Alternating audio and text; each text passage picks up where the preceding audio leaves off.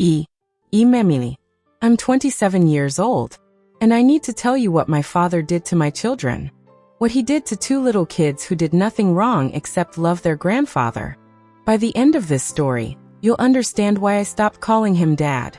You'll understand why I built a plan so quiet, so patient, that he never saw it coming until it was already too late to stop. I grew up believing my father was a good man. He worked hard. He coached my softball team. He taught me how to drive in an empty parking lot on Sunday mornings, both of us laughing every time I stalled the car. My mother died when I was 23. Cancer. Fast and cruel. For a while, grief made my father and me closer than ever. We leaned on each other. We visited her grave together every month.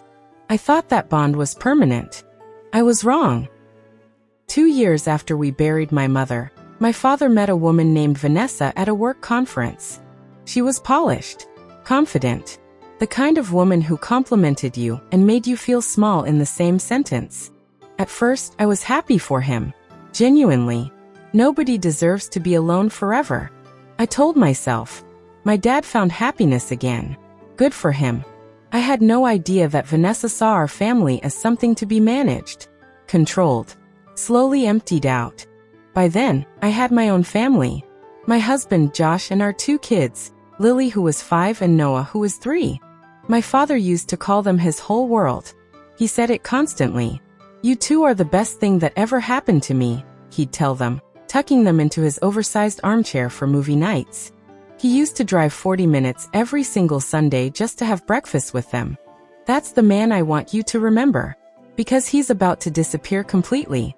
The changes started small. So small I almost didn't notice. Sunday breakfast became maybe next week. Then maybe next month.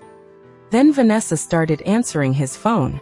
He's busy today, sweetheart, she'd say to me, her voice syrupy and final, like a door closing softly in my face. I told myself it was a phase. New relationships take adjustment. I gave him grace. I always gave him grace. Lily's 6th birthday was in March. I sent my father the invitation a full month early. I called to remind him a week before. I called again the day before. He didn't show up. No call. No text. No apology.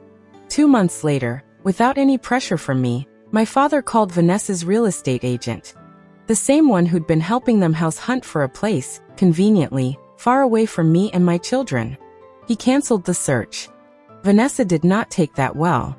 Here's where karma stopped being something I engineered and started being something that simply happened, because the truth had finally caught up with her plan. Once Vanessa realized the will was being reconsidered, once she realized my father was pulling back financially and emotionally, she stopped pretending to be patient. According to my aunt, who witnessed it firsthand, Vanessa gave my father an ultimatum. Either the estate stayed structured her way, with her as primary beneficiary, or she was done. My father, finally, for the first time in this entire story, made the right choice. He chose his grandchildren. Vanessa left 3 days later. Not gracefully. She left angry, entitled, already telling mutual friends that my father had wasted her best years. 18 months. That's what she considered her best years wasted. For weeks after she left, he didn't call me. I think he was ashamed. I let him have that space, because forcing an apology never makes it real. Then on a random Tuesday evening, my doorbell rang. It was my father. Alone. Holding a small wrapped gift. A book Lily had mentioned wanting months earlier, during one of the last real conversations they'd had before everything fell apart. He stood on my porch and said 4 words I'll never forget. He said, "I'm so sorry, Emily." Not an excuse. Not a justification. Just an apology, finally, stripped of everything else. I let him in. I let him sit with Lily and Noah that evening, both of them lighting up the way children do when someone they love finally comes back. But I want to be clear about something, because this is the part a lot of people get wrong. I didn't erase what happened. I didn't pretend the missed birthday never happened, or that the hospital text didn't happen, or that a will had never been rewritten to favor a woman over his own grandchildren. I set boundaries. Real ones.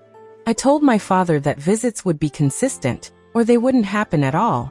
I told him that if he ever chose to date again, That relationship would never again come before his grandchildren. Not once, not for one missed birthday, not for one skipped hospital visit. He agreed. And more importantly, over the following year, he proved it. Every Sunday breakfast, every school event, every single time without fail. Trust doesn't rebuild with words. It rebuilds with consistency, over time, proven again and again. It's been almost 2 years now. My father shows up. Every time. No exceptions. Vanessa, from what I understand, moved on to someone else entirely. Someone, ironically, with grown children who apparently don't require much of her attention at all. And my father, the man who once let a woman convince him his own grandchildren were optional, now cries sometimes, quietly, when he talks about the year he almost lost them completely. Here's what I learned, and what I want you to take with you.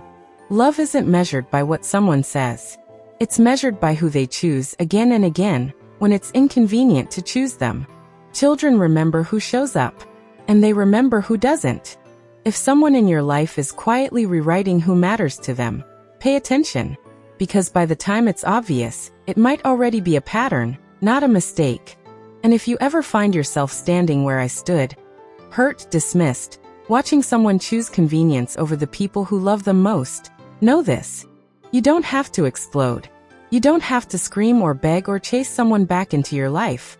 Sometimes the strongest thing you can do is simply lay out the truth, calmly, clearly, and let the people you love see it for themselves. The truth doesn't need your anger to be powerful. It just needs to be seen. If this story moved you, if it reminded you of someone in your own life, I want you to do 2 things. First, hit subscribe, because these stories keep coming, and you don't want to miss the next one. Second, tell me in the comments, would you have forgiven your father the way I did? Or would you have walked away for good? I read every single comment.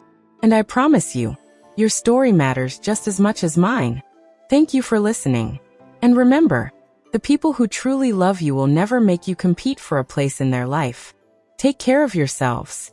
And I'll see you in the next story.